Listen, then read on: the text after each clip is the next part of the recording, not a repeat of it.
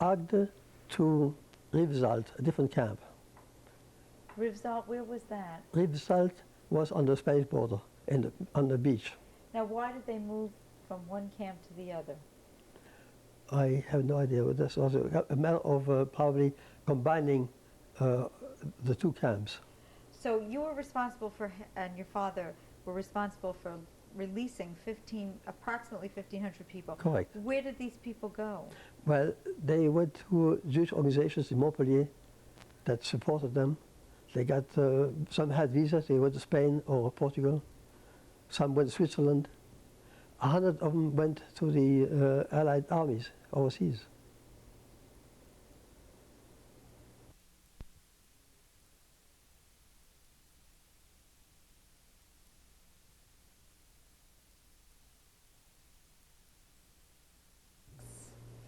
We left off on the last tape. I asked you the people that your father helped to release from the first camp. Where did No, they that's go? Agde. Agde camp. Agde was the first camp. It was a camp. Yeah, Yeah. right. Was it a concentration camp? Would you call it that? It's called internment camp. So where did they all go? Those that were released? Well, many went to Montpellier as a first step. They had either families or they went to the Jewish community over there who had funds from the Jewish organizations that helped them out to go elsewhere, or they had a visa to go to a different country. And some just walked across the border to Spain. They escaped to Portugal. I think about 100 people went over to Spain. Where did you go? Where did your family go? From there, when the camp was dissolved, well, I should say that when I regrouped the two of them in Rivsalt, we had no more access to help them at all because it was a different department, different state. Then we went to Montpellier, or I should say in a small village adjacent to Montpellier called Celeneuve, Celeneuve. And this was a town? A village. A village. Right adjacent to. So you were not interned anymore. You were released, and you went into the town. Correct. Correct. Yes. And what did you do there? Well, for one thing, they had an art trade school in Montpellier, so I went in there for two things.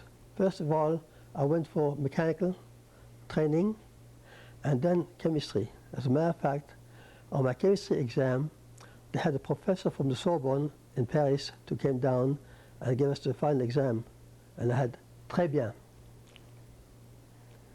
So, my father, I guess he was an intermediary. He had, some person had, let's say, brought from northern France a big truckload of sweaters, and my father made a connection with somebody who needed them, and he got a commission. That's how we existed from one time to the other. So your family got an apartment? Yes, yes. And you were still all together? Actually, it was a house. And you were all house. together? Yes. Your mother, your father, your brothers and sister? Correct, Okay. yes.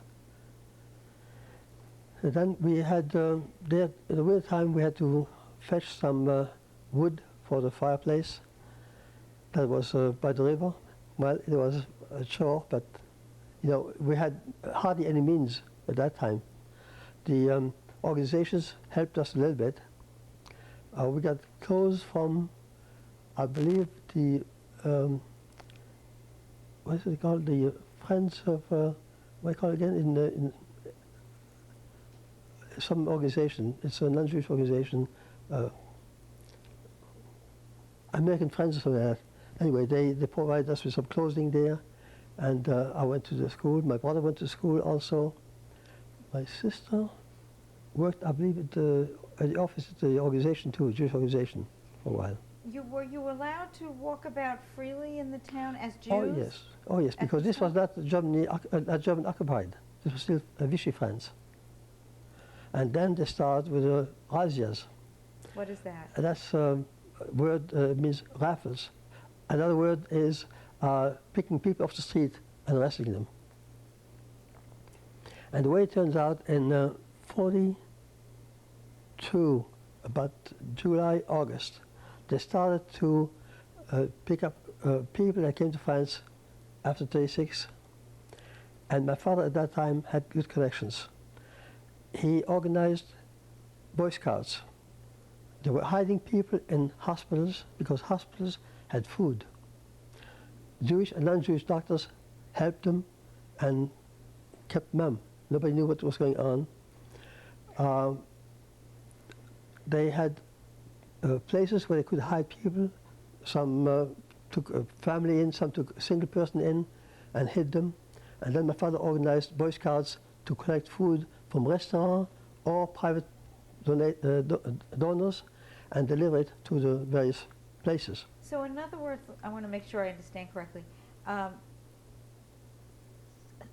Soon there were restrictions placed in the area upon Jews, is that correct? Not restrictions. They did not give any warning you had to do this or that. They just took you in and arrested you.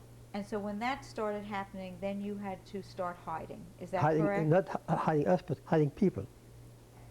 Because my father at that time had connections all over the place, and he was a very good organizer.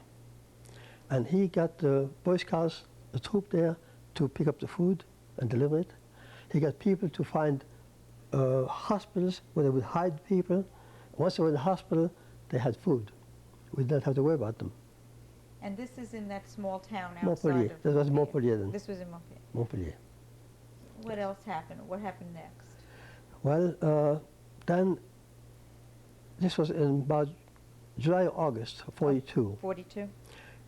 On the 8th of November, the American troops landed in North Africa, Algeria, Morocco, and Tunisia. And the Germans started to come down. On the 11th of November, they occupied the Vichy part of France. It was time to leave. So my father went to see Ernst, and Ernst told him to go see Chanoine d'Ossac, a minister, a priest, Catholic priest, to issue false papers. Now apparently he had done this for other people before. What was the priest's name? d'Ossac, D''A'', A-U-S-S-A-C. And when I say Chanoine, that means canon, which is a designation for like a rabbi, so canon.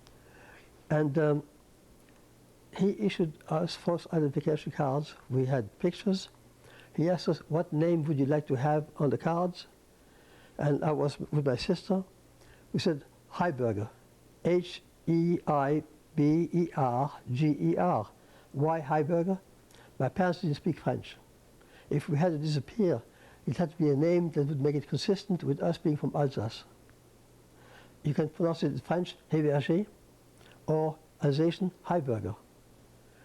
At the time, we did not have enough pictures with us, and so we had only 3 or 4 cards issued. We had to leave the same day. We took a train.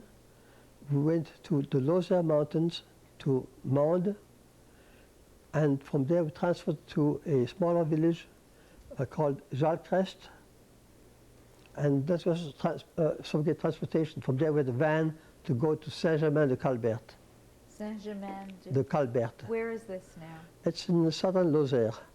It's about 4 or 5 hours from Montpellier, in the mountains. Are we still in the south of France now? Yes. Now, my father went over there because he knew someone he had met in Montpellier, and he knew he lived there. So we just stopped in on him. And he says, okay, I'll find you an apartment. He found us a house, and we were there just about one day, and the gendarme came in, asked for the name, Mr. Héberger. Are you Jewish? No. Catholic? Yes. I mean, it was a terrible choice. We did not know which one to use, and the worst was, suppose that they meet our parents in the street and ask them, what is your religion? And they say, Protestant, contradicting us. That would have been an obvious mistake, you know. We were lucky. We saw our parents in time to tell them, hey, we're Catholics now. we had no problems over there. We basically run out of money. We had some cash left, but very little. We sold some silverware that we had. I went over the mountains into a farm far away there, and I remember the sum, it was about like 800 francs or so. I had quite a bit, and I bought their product, what they call that, pâté de foie gras and other things like that, which was very much needed by us because we had nothing else, you know. And then we ran out of money. We sold them tablecloths that we had, a few items. And then we got a job there. My brother got a job, and I got a job in the farm. But they didn't pay us for anything. They had a contract that would pay us 450 francs a month. The purpose of the contract was that when Germans occupied southern France, they started to collect people to send to Germany for forced labor, except if you worked in the farm. And I guess it's generally accepted that you need to have food, so you have to have farms. And we were taken advantage of, there's no question about it. We were given sometimes sheep's brain, blood fried, you know, things that I had never eaten before, and I would think of it, but I guess it sustains you.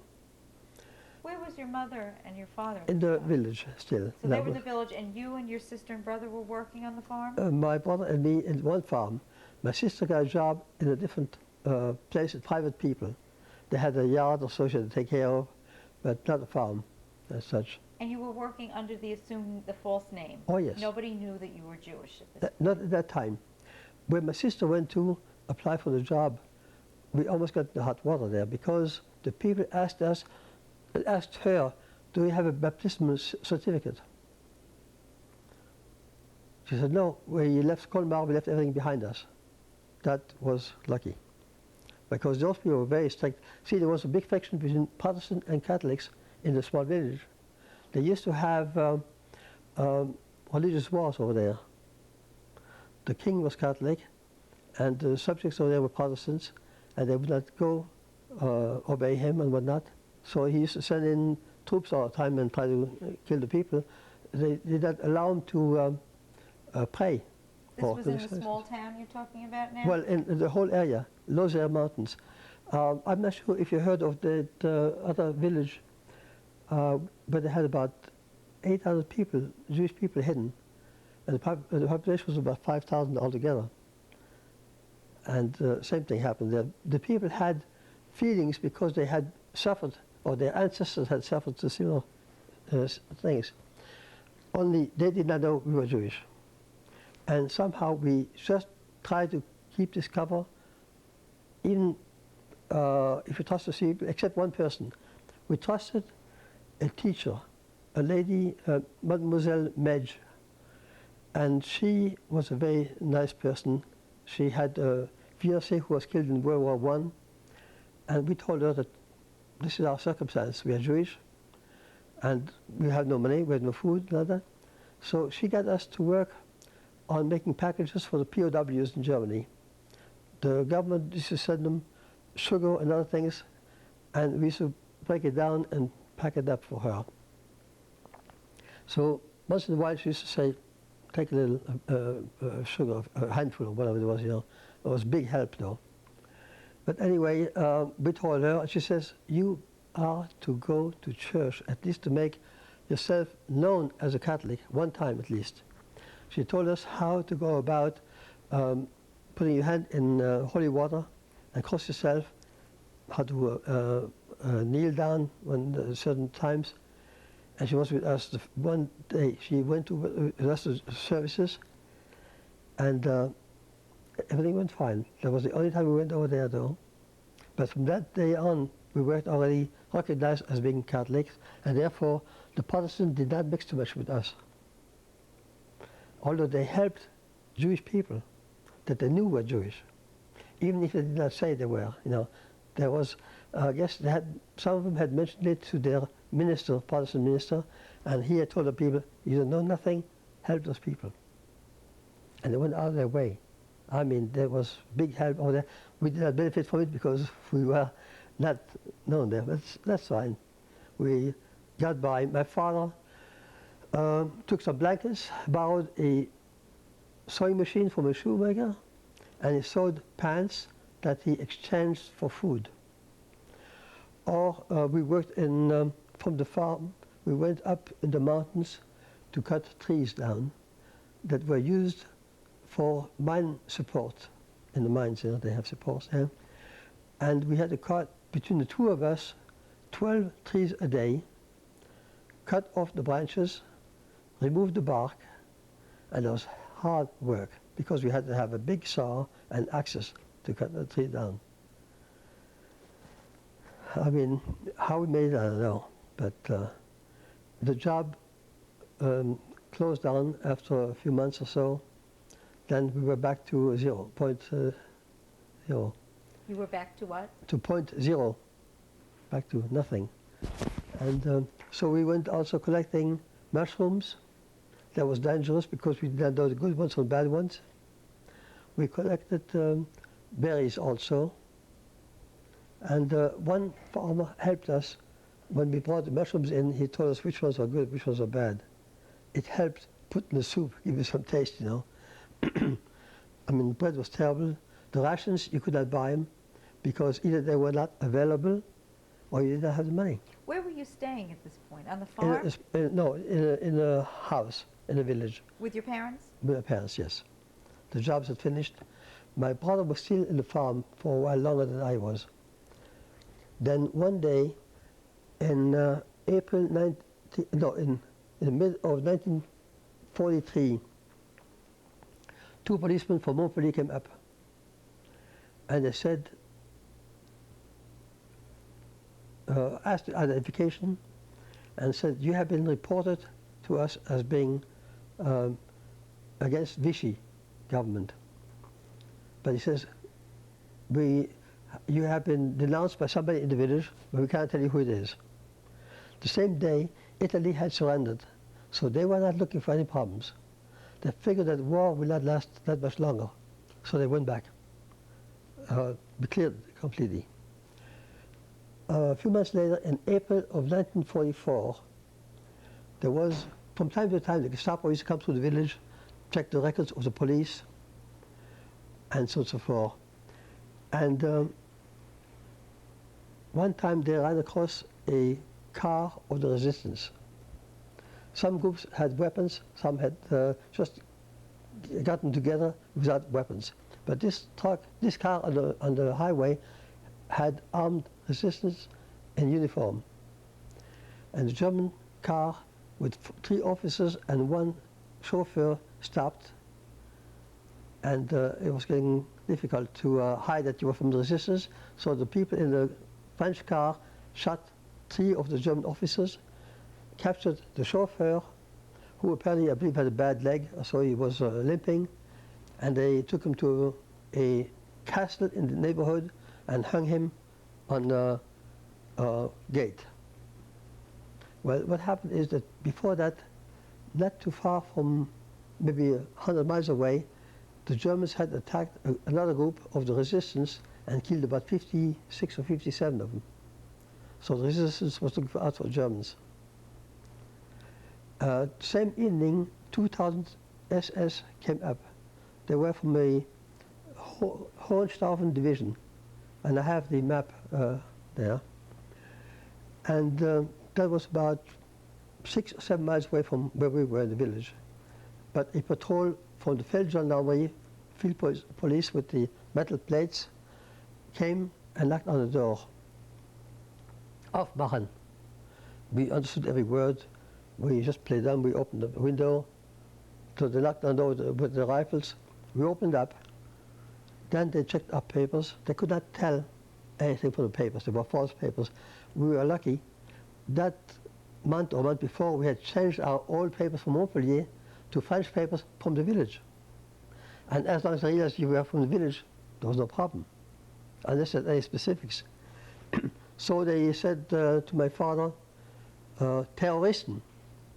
Are there any terrorists over here? My father says, no, il n'y en a pas. There aren't any. Then they said, Waffen? We play dumb. We understand every word they're saying. So he points at his rifle. Waffen. We said, no, il n'y en a pas. So they checked the whole house, and there was a big overseas trunk in there. They opened it up, and there was like a drawer on top with shirts in there. Had they lifted this drawer out, they would have found talashim and tefillin. We would have been dead. What is that? Tefillin and tefillin. Talashim is a Jewish prayer shawl, and tefillin are known as, let me see again. These are the, in the Jewish religion, they put them on their head and on the arm, with ribbons on the arm. There's the American word for it, I don't remember it now. Anyway, then they searched under the staircase. We had like a small closet where we put normally potatoes and onions or whatever we can find. There was nothing in there. But in the triangle with the staircase, we had put a ciré, a waxed cloth that matched in color the rest of the place. And behind it, I had hidden a big bag with our papers, our identification papers, my parents' family book, and all kinds of identification. We were lucky they did not search there. They had a flashlight, and looking around, but couldn't see that.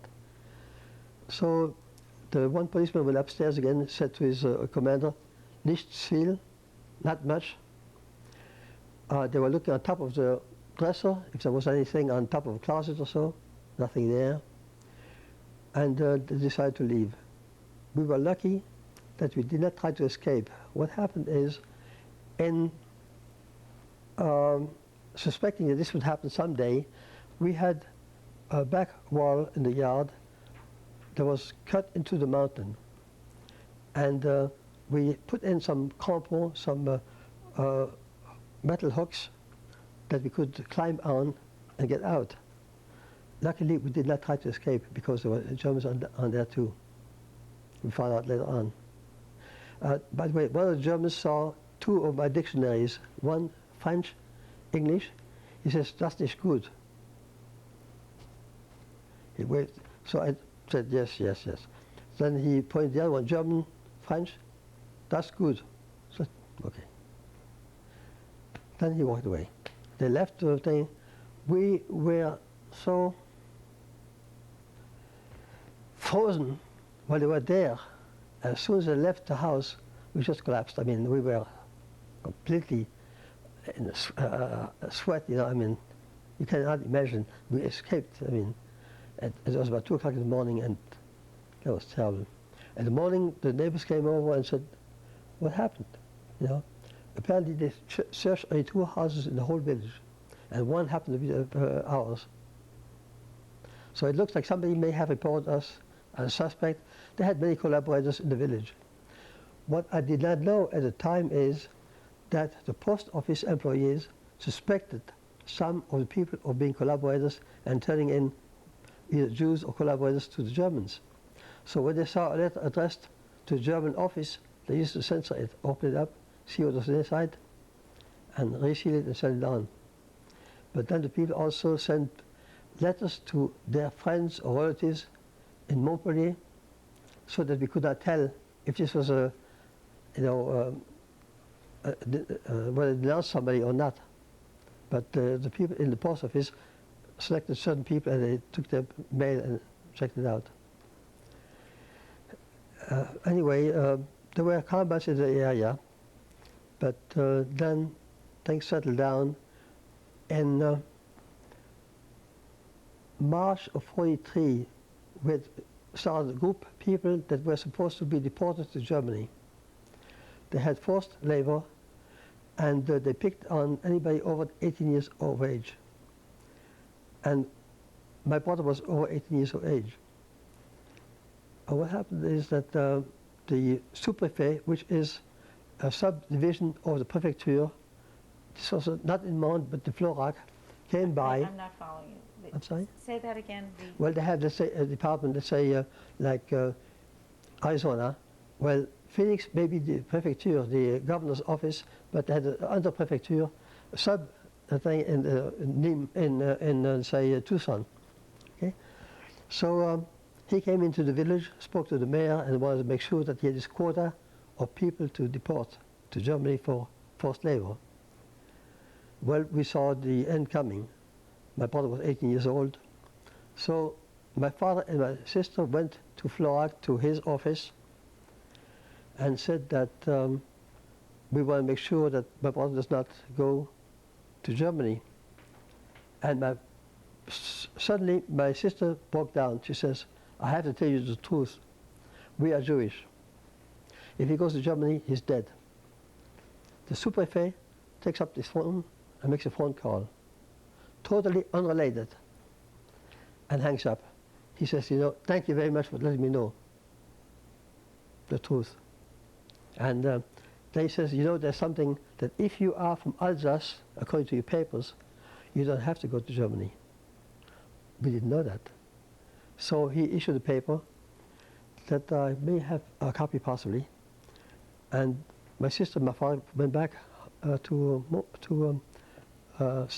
Saint-Jean-Calbert. But as they were taking people and calling them for duty, they were looking at us, how come my brother does not have to go? So they were suspicious of us too. That made the barrier between them and us. Anyway, around July, well, in June 44, the Allied landed in northern France. By that time, they had the groups of people who were hiding because they didn't want to go to Germany. And the Germans had requested that all weapons be turned in to the city hall. Weapons, ammunition, everything. Well, when the groups got organized, finally they took us in also. And when you need weapons, where would you go? Where they are, right? Like they said, one bank robber, I guess in Chicago, said, why do you rob banks? They asked him. He says, because that's where the money is, right? So same thing here. Where are you going to get the weapons? Where they are, in the city hall. And the gendarme who had arrested one Jewish guy, all of a sudden turned. They realized that the end was coming for them too. By the way, I forgot to mention, when they arrested this one Jewish fellow, I was sent by my father to up a few miles away where this gentleman lived, Jakubowski, who had found us an apartment in a house in Saint-Jean-Calbert. And I told him to disappear, that the gendarmes were looking for him. Well, the gendarmes were right on my tail. They got there and they said, what are you doing here? Oh, I said, well, I was just walking to get some food. So I said, you stay here. Well, my father didn't see me come back for a while. He got panicky. So he went up there to the village, a few miles out there, and confronted the gendarme. He asked me, what are you doing here? He says, they won't let me go. He bawled them out. And he had more nerve than I had. And they just didn't want to